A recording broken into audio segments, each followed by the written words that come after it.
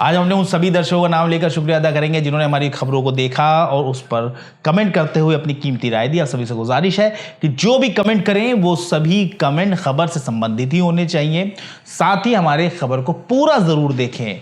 तो फिलहाल अब खबर की तरफ बढ़ते हैं। एक शख्स की बहुत ही बेरहमी से जान ले ली गई। उसका बेजान जिस्म उनके ही घर में पड़ा मिला। सबसे हैरानी की बात तो ये है कि उस शख्स की जान लेने वाला कोई गैर नहीं बल्कि उस शख्स की पत्नी होती है, जिसने ना सिर्फ उसे मारा बल्कि पति के बेजान जिस्म के पास बैठकर वो मेकअप भी करती रही।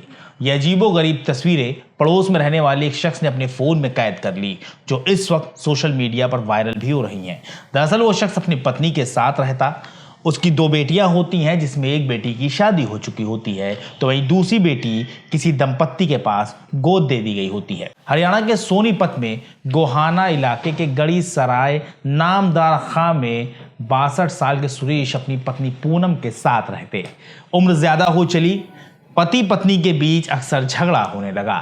जब कभी भी सुरेश और पूनम में झगड़ा होता तो पूनम पति की पिटाई कर देती।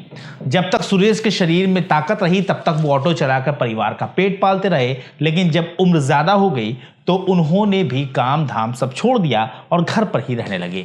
दंपत्ति का खर्च सरकार की तरफ से मिलने वाली वृद्धा पेंशन से चल रहा होता है, लेकिन दोनों के बीच झगड़ा और मारपीट आम बात हो चली होती है। लेकिन किसी को ये पता नहीं होता कि ये मामूली झगड़ा एक दिन इतनी खौफनाक शक्ल इख्तियार कर लेगा।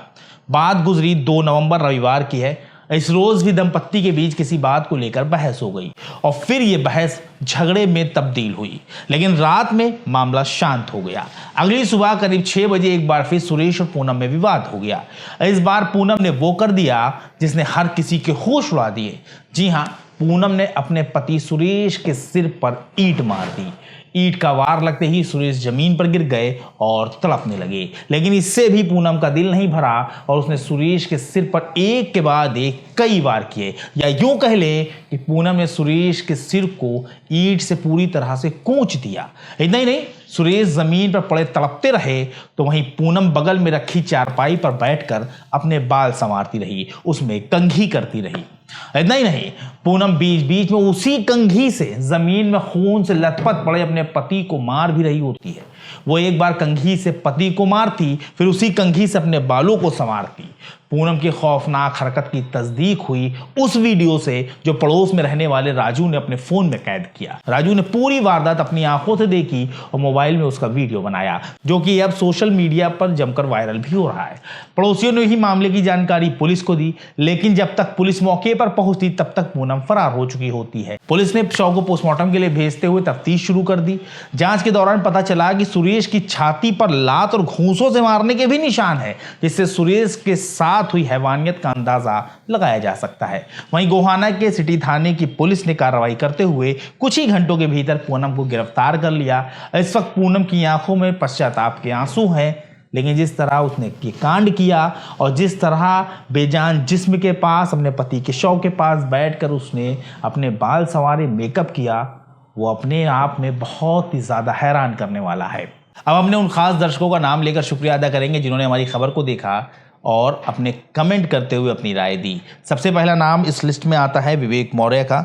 विवेक कुमार मौर्य जो हैं ये लखनऊ से ताल्लुक़ रखते हैं और आप विवेक जी बहुत बहुत शुक्रिया आपका। उसके बाद शकील हैं। शकील जयपुर राजस्थान के रहने वाले हैं। ये हमारे रेगुलर व्यूअर हैं, अक्सर ये कमेंट भी करते हैं और इनके कमेंट से भी हमें काफ़ी हौसला मिलता है। उसके बाद नाम आता है सैफ़ी का। सैफ़ी बहराइच के रहने वाले हैं, ये भी हमारे रेगुलर जो है व्यूवर हैं, आपका बहुत बहुत शुक्रिया। उसके बाद नाम आता है सिराज अहमद का।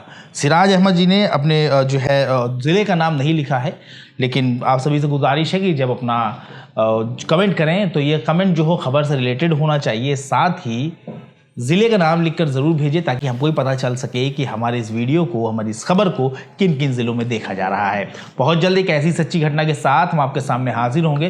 तब तक के लिए हमारी टीम को इजाज़त दीजिए और अपना ख्याल रखिए।